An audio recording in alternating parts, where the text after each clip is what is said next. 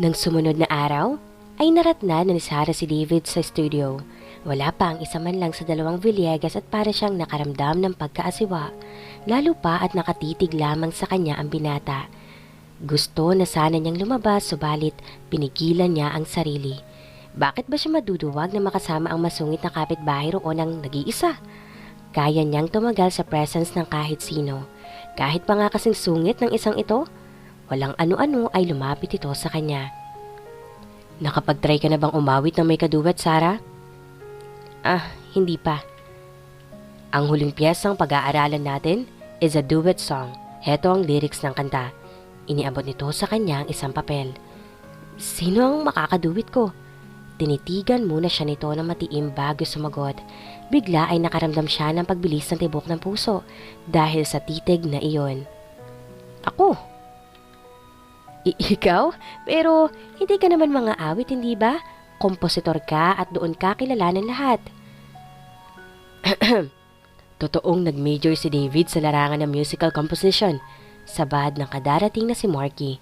Pero mahusay rin siyang umawit. Napanood ko pa nga ang konsyerto ng batch nila sa UP several years ago. I think he passed with flying colors. Come to think of it, siguro magandang makaduwit mo si David sa iyong launching album. Anong malay natin? Baka ang inyong kombinasyon ang magkiklik sa masa.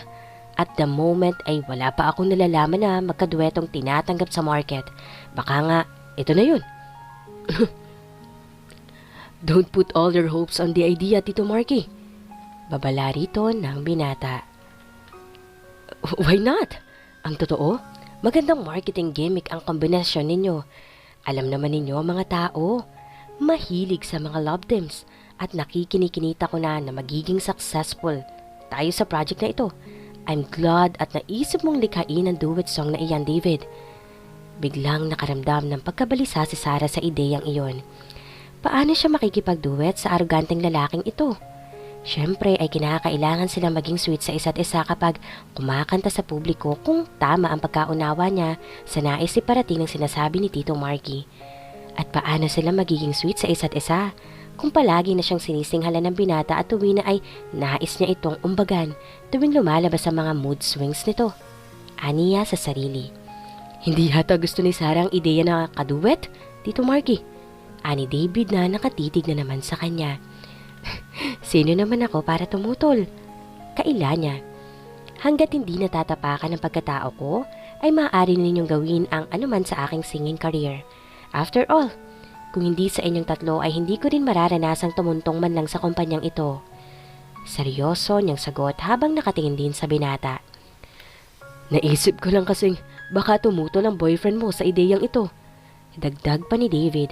Hayo na naman ang pagbanggit nito sa inaakala niyang nobyo. Nagsisimula na siyang mairita.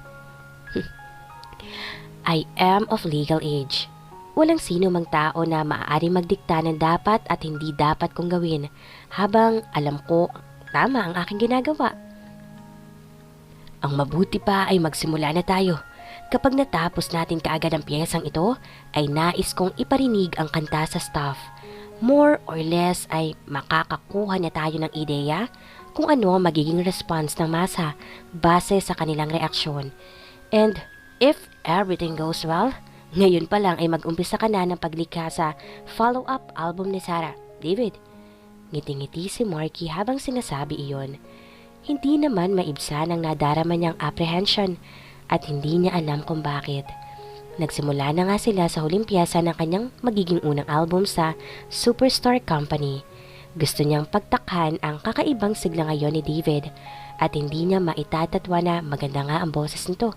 Kapag seryosong kumakanta, may haplos ng kung ano sa kanyang puso ang bawat linyang inaawit nito. Parang inspirado kahit na ensayo pa lang ang kanilang ginagawa. Nung siya na ang kumakanta ng kanyang bahagi sa dueto ay hindi siya mapanuto.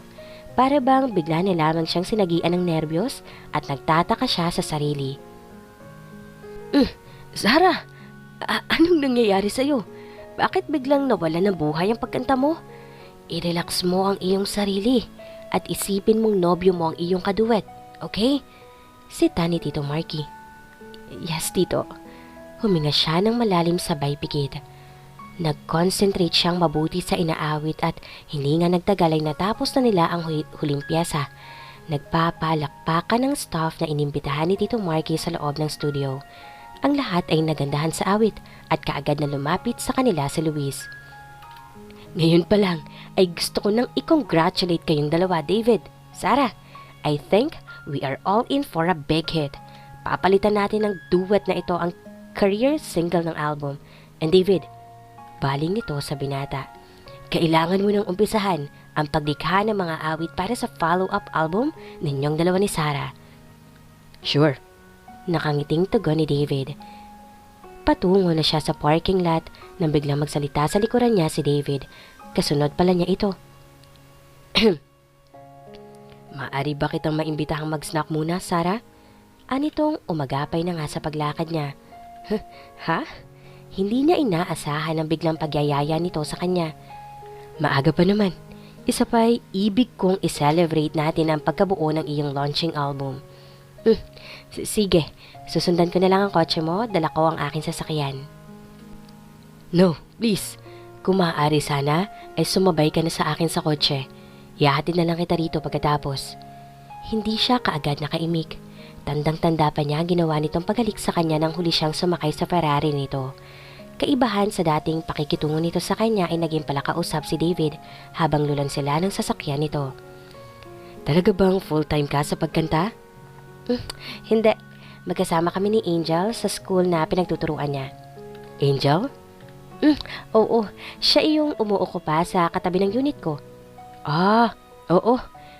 Naalala ko na. Siya yung tumulong sa'yo na i-prepare ang seafood pasta na ibinigay mo sa akin, right? Oo, at siya rin ang nakaisip ng ideya na ipagluto ka. Dapat din pala ako magpasalamat sa kanya. Anitong tila sa sarili lang nagsasalita. Pero teka, ang ibig mo bang sabihin ay nagtuturo ka rin gaya niya? Interesadong tanong nito. Tama ka, pero part-time lang ang pagtuturo ko sa school na yon. Anong subject ang itinuturo mo? Culinary arts. Wow!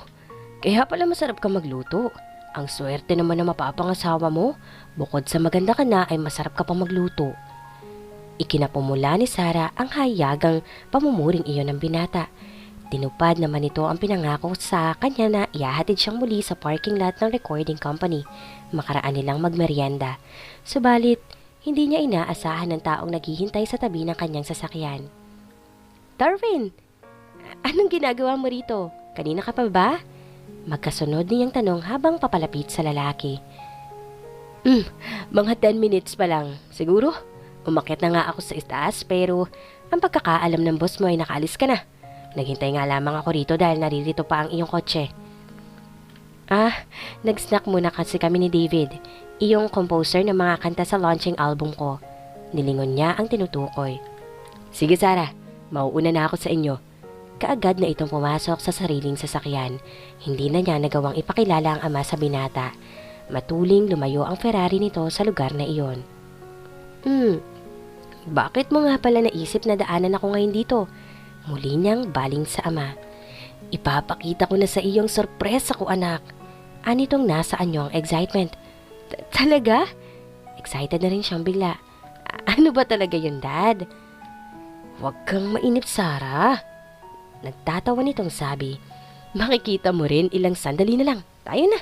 Ako na ang magmamaneho ng kotse mo at iniwan ko sa condominium ang sa akin. Isang malawak na subdivision sa Quezon City ang kanilang tinahak hanggang marating nila ang isang bagong-bago at malaking bungalow sa loob niyon. Ito ang sorpresang sinasabi ko sa iyo, Sarah.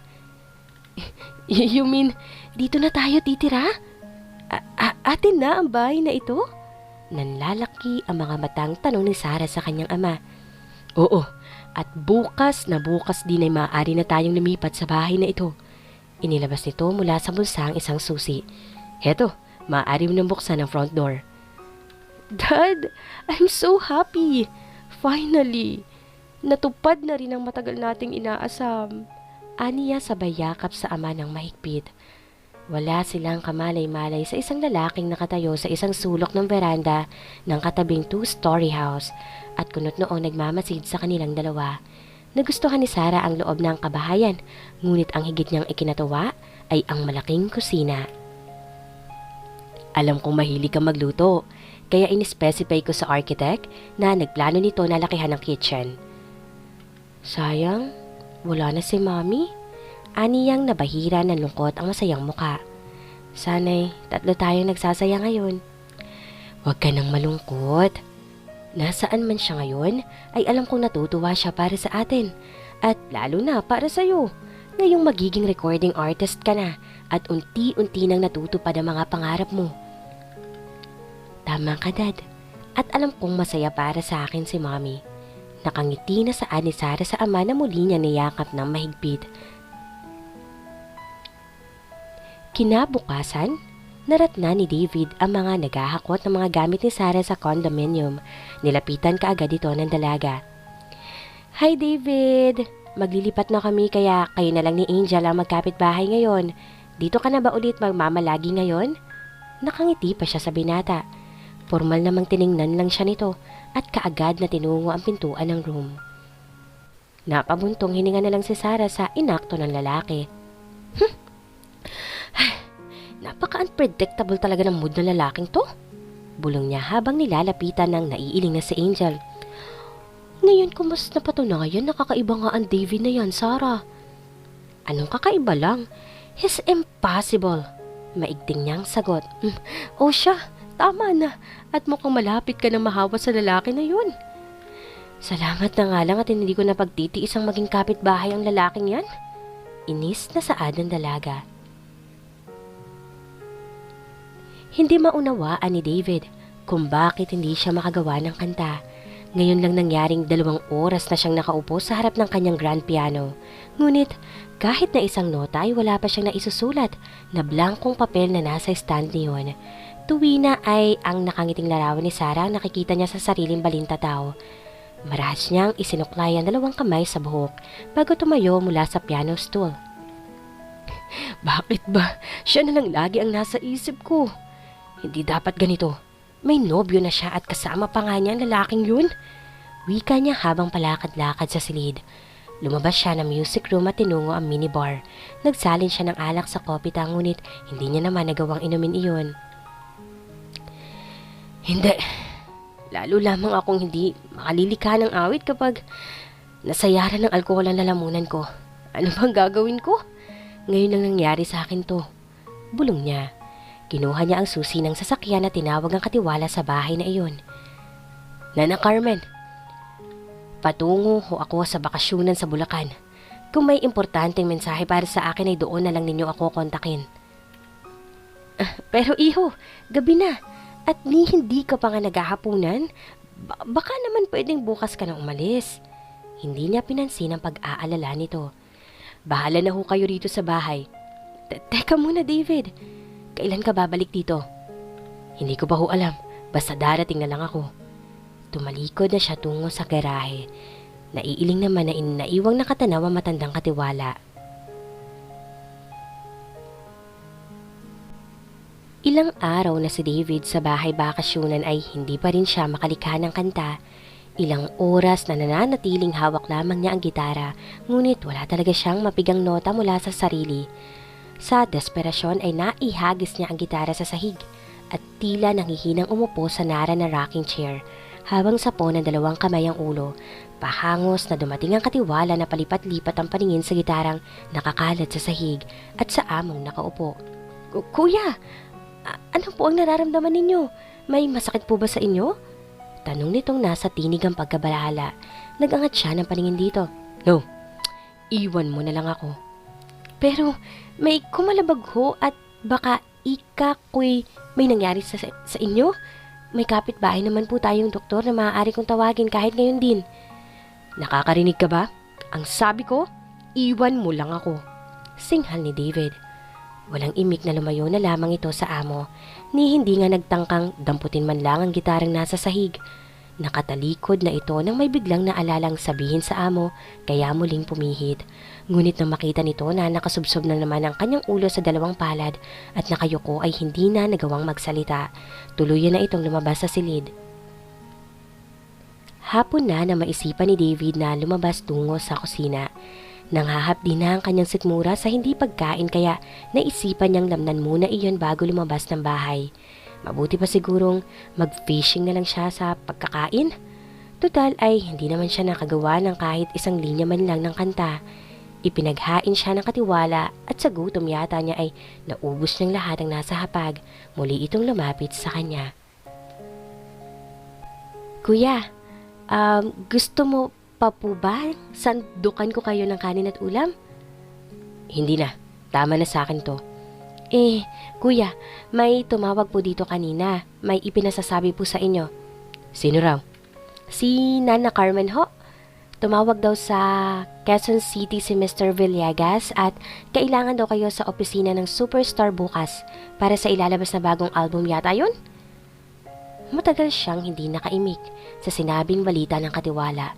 Tiyak na tatanungin na naman siya ni Luis kung may nagawa na siyang mga piyesa para sa susunod na album ni Sarah. At tiyak na makikita na naman sila ng dalaga, dalawang bagay na ayaw muna sana niyang harapin. Sinabi ba kung anong oras daw ako ine-expect sa opisina bukas? Sa umaga raw po. Sige na, pakiligpit mo na lang ang mga ito. Aniyang mabagal ang kilos na kinuha ang susi ng kanyang kotse. At dito na po nagtatapos ang kabanata ng ating kwento. Please like, share, subscribe for more updates. Maraming salamat po.